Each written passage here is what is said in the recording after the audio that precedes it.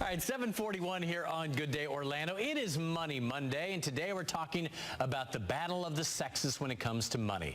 Men and women face a lot of different challenges when it comes to saving and investing. As you likely know, men typically make more money over the course of their life, but women tend to live longer and are trying to take time off from their careers at times too because of babies and other issues. So what does that mean for men and women? Do they manage their money differently? This is going to be fun. We have Certified Financial Planner Joe Bert. He's with us every Monday, and Certified Wealth Strategist Kat Amola. She's with us every Thursday, but we got them together. So here we go. All right, battle of the sexes time. Joe, let's start with you. Sure. What are the biggest challenges men and women face from your standpoint when it comes to their finances? Well, for both men and women, John, they need to understand where they want to go and how they're going to get there. The basic rules of saving and investing are the same across the board. Unfortunately, and as they say, men are from Mars and women from Venus, and particularly in their early years, they do different things. Men tend to be more aggressive in their early years, you know, when that testosterone is flowing, we think we can accomplish anything. But I think as we get a little bit older, we tend to settle down to become a little bit more conservative.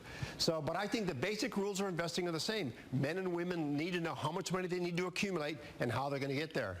And Kat, so when women come to you and say, wow, I have some questions about investing, how do you advise them that might be different from how you advise men?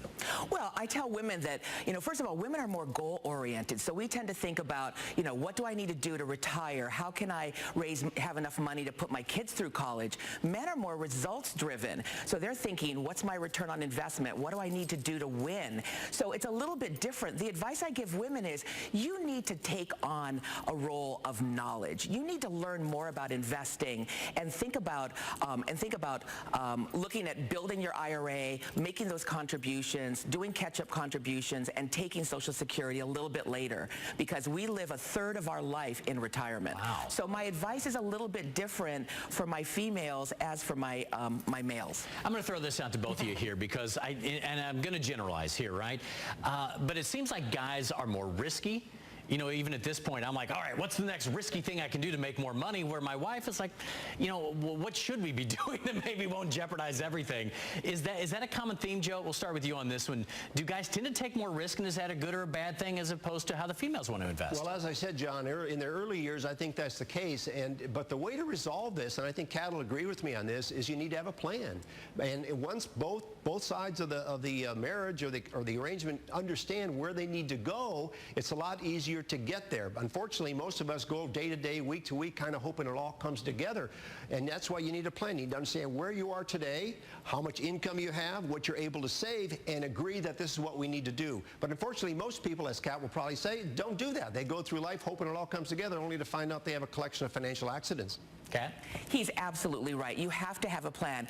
And ladies, you need to go to meetings with your advisor. You know, I typically have to force my wives to come to the meeting. And you need to come and you need to ask questions. You know, I know that a lot of women are afraid of asking questions, but no question is a dumb question. You need to go and you need to learn, look at your statements, talk to your advisor, sit in these meetings. That's so important because knowledge is going to give you that power and that confidence to be able to take a little more risk. I think a lot of reasons why women don't take risk is because they don't know. They don't know what to ask. They don't know how to invest in certain areas. So you need to take that risk to have a little bit greater return, hence grow your money so that you can have that money and, you know, and not run out when you get older. How about that? Two of the best minds in business on the same show at the same time. Joe Bert, how can people contact you? Just Google me, Joe Bert, 2 words, and you'll find me, B-E-R-T. And Kat?